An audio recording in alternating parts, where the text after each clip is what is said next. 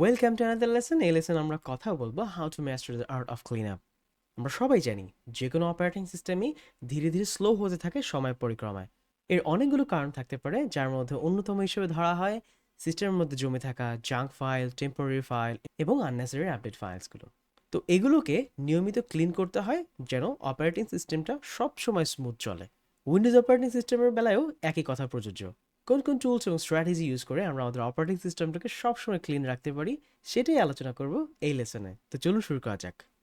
আপনার নিশ্চয়ই মনে আছে আমরা যখন উইন্ডোজ অপারেটিং সিস্টেমে উইন্ডোজ টুল নিয়ে কথা বলেছিলাম, তখন ডিস্ক ক্লিন আপ নামের একটি টুলের সাথে আপনাদের পরিচয় করে দিয়েছিলাম। ডিস্ক ক্লিন আপ দিয়ে আমরা আমাদের হার্ড ডিস্কগুলোকে ক্লিন করতে পারি। এই মুহূর্তে আমি সেই ডিস্ক ক্লিন আপ টুলটা আপনাকে আরেকবার স্মরণ করে দিতে চাচ্ছি।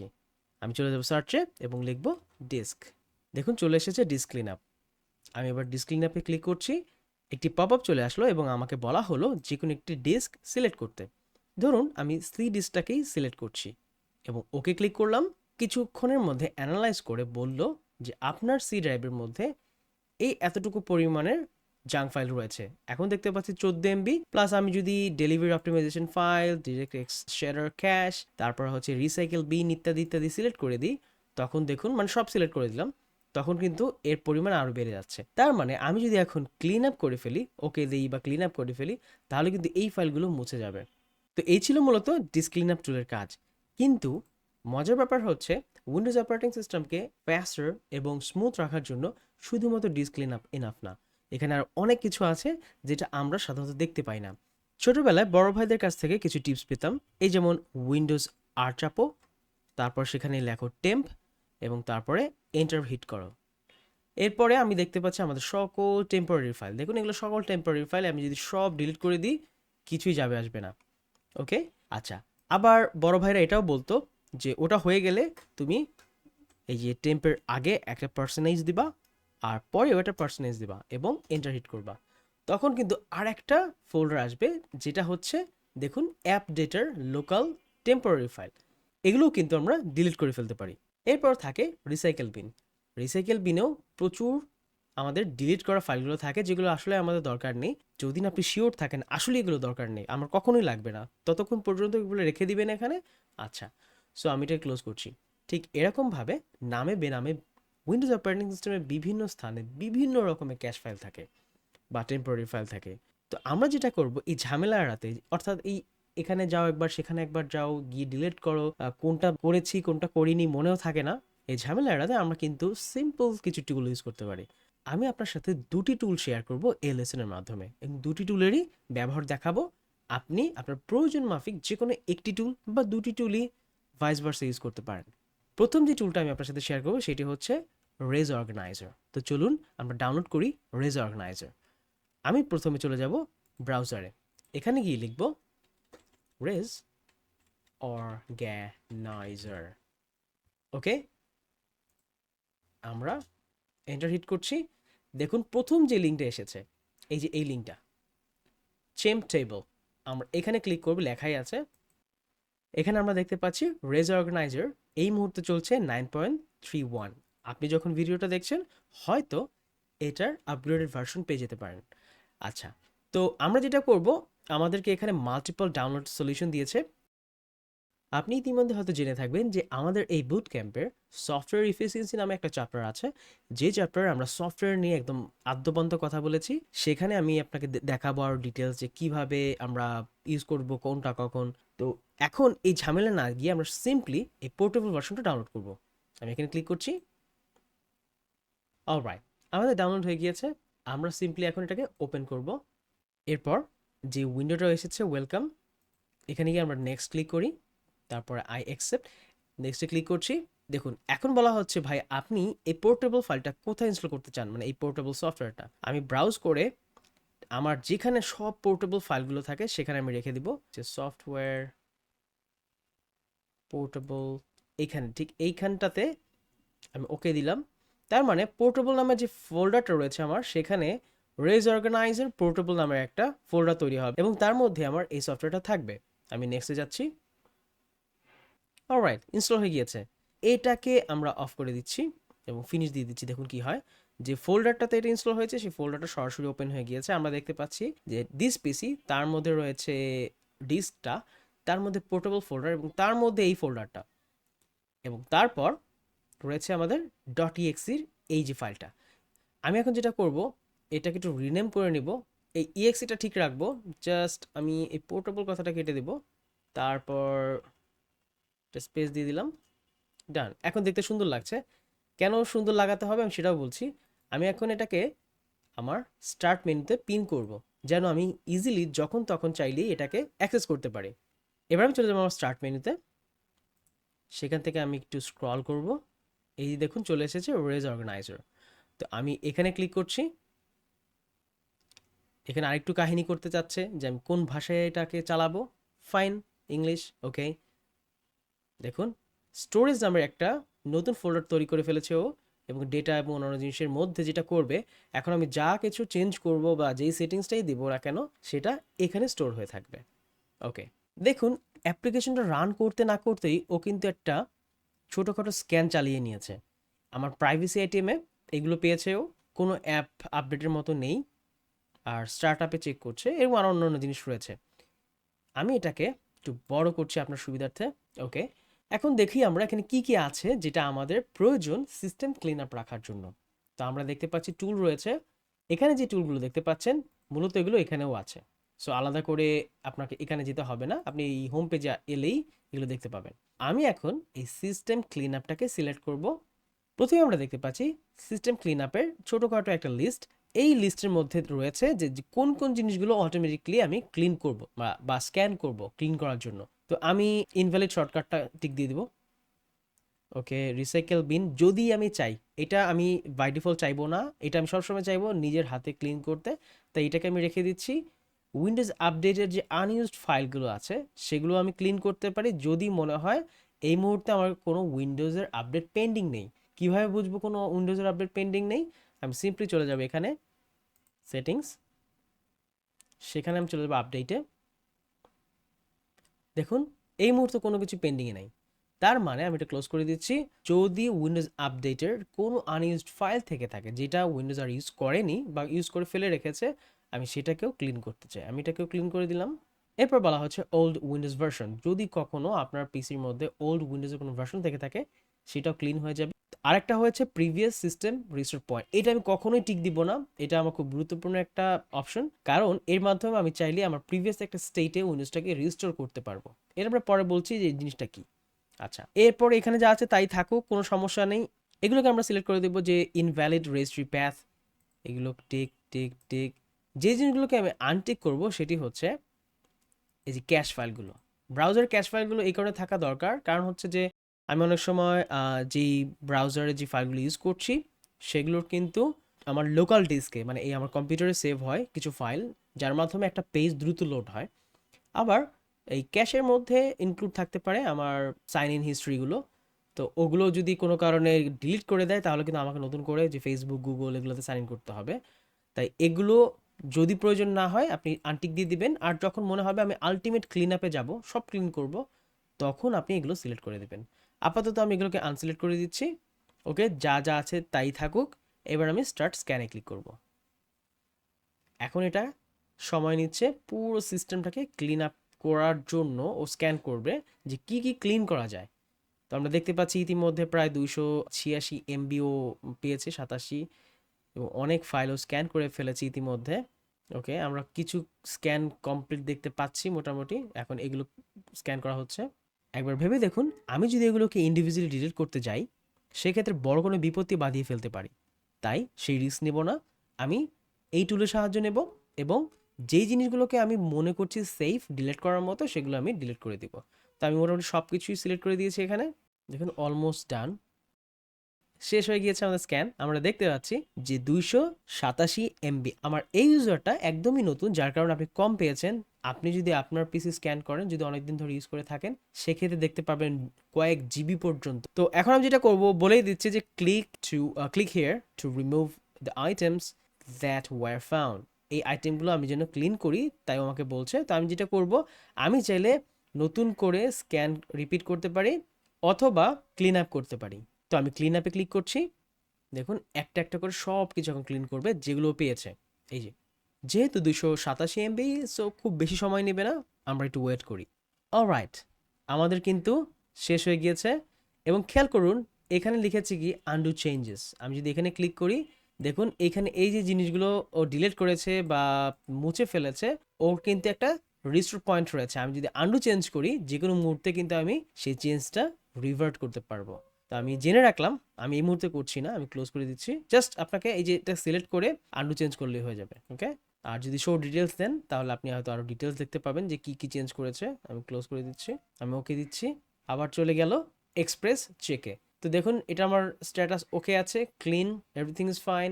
আমি এখন যেটা করব, আমার প্রাইভেসি ডেটা ক্লিন করব। এখানে চলে গেলাম। এখান থেকে আমি কিছুই নতুন করে সিলেক্ট করব না, যেটা যেখানে আছে থাকুক। আমরা চাইলে ট্রে নোটিফিকেশনের ক্যাশটা রিমুভ করে দিতে পারি, গেম এক্সপ্লোরারের যদি কিছু থাকে, তারপরে এই জিনিসগুলো টিক দিয়ে রাখতে পারি। ওকে, সমস্যা নেই। এবার স্টার্ট করছি স্ক্যানটা। দিস টাইম এটা অনেক ফাস্টার হয়েছে। সাধারণত প্রাইভেসি ক্লিন আপে খুব কম জিনিস থাকে স্ক্যান করার মতো, ও অলরেডি স্ক্যান করে ফেলেছে এবং এখানে কিছু প্রবলেমও পেয়েছে। আমরা চাইলে কিন্তু ক্লিন করার আগে যে কোনো একটাকে আনসিলেক্ট করে দিতে পারি। সো দেখুন এখানে 13 এমবির মতো ডেটা আছে আমার লোকাল স্টোরেজে, অর্থাৎ ওয়ান ড্রাইভটা যেটা আমার সিঙ্ক করা আছে পিসির সাথে, সেখান থেকে 13 এমবির মতো ডেটা ডাউনলোড করা হয়ে গিয়েছে। তাহলে যেটা করতে হবে যে আমাকে নতুন করে আবার কিন্তু ওই ফাইলগুলো ডাউনলোড করতে হবে যদি আমি অফলাইনে অ্যাক্সেস করতে। তাই আমি কখনো এই কাজটা করতে যাব না। আমার ওয়ান ড্রাইভটা সবসময় আনটিক থাকবে। মানে এবার আমি ডিসিশন নিলাম পরে, আগে না নিয়ে।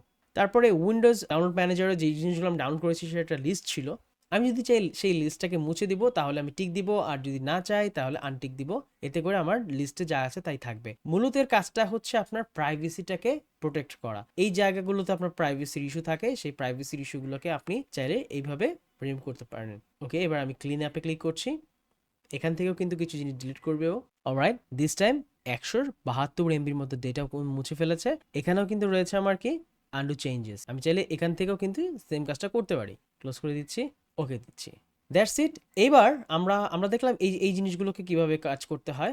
আমরা এবার চলে যাব অ্যাপ ইনস্টলেশনে। এই অ্যাপ্লিকেশনের আমরা একটা লিস্ট পাচ্ছি, এখান থেকে আমরা যদি চাই কোনো একটা পার্টিকুলার অ্যাপ্লিকেশন রিমুভ করে দিব, সেটা আমরা করতে পারবো। এবং সেটা হচ্ছে রিভো আনইনস্টলার মতো কাজ করে। রিভো আনইনস্টলারটা কি সেটা একটু বলে নিচ্ছি। যদি মনে হয় আপনার কোনো কিছু রিমুভ করতে হবে, মানে আনইনস্টল করতে হবে, কিন্তু মনে রাখবেন আনইনস্টল করার পরেও ও কিছু ট্রেস ফাইল রেখে যায়, মানে টেম্পোরারি ফাইল রেখে যায়, যেন পরবর্তীতে আপনি যদি কখনো ওই একই অ্যাপ ইনস্টল করেন ওই ডাটাগুলো ও কানেক্ট করাতে পারে। যদি কখনো চান যে না আমি একটা অ্যাপ্লিকেশন পুরোপুরিভাবে রিমুভ করে দিব, সেক্ষেত্রে আপনি এই টুলটার সাহায্য নেবেন। কেমন? সো এটাও কিন্তু একটা ক্লিন আপ প্রসেস, যে কোনো ফাইল যেন না থেকে থাকে, কারণ এগুলো কিন্তু পরবর্তীতে স্ক্যান করলে নাও পাওয়া যেতে পারে। তাই আমরা আনইনস্টল করার সময় একেবারে ভালোভাবেই আনইনস্টল করে দিব। ধরুন এই মুহূর্তে আমরা এই অ্যাপ্লিকেশনটাকে আনইনস্টল করব, তো আমি এটাকে সিলেক্ট করলাম, মাল্টিপলও সিলেক্ট করতে পারি আমরা। আমি এটাকেই সিলেক্ট করলাম আপাতত।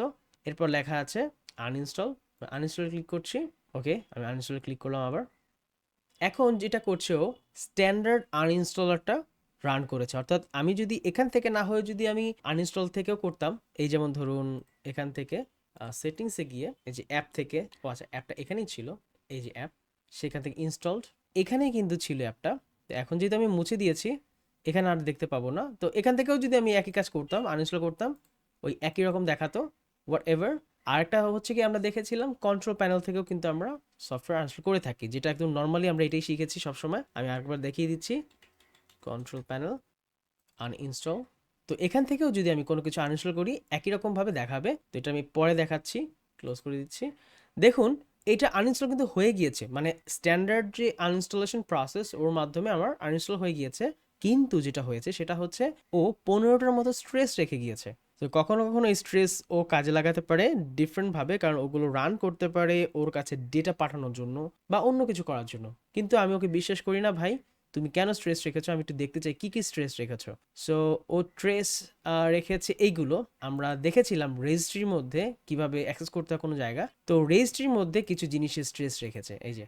সো এই ট্রেসগুলো আমরা দেখতে পাচ্ছি এই যেখান থেকে এই পর্যন্ত, আর ফাইল সিস্টেমেও কিছু জিনিস রেখেছে। তো আমি এগুলোকে সবগুলোকে আমি ওকে দিচ্ছি আপাতত।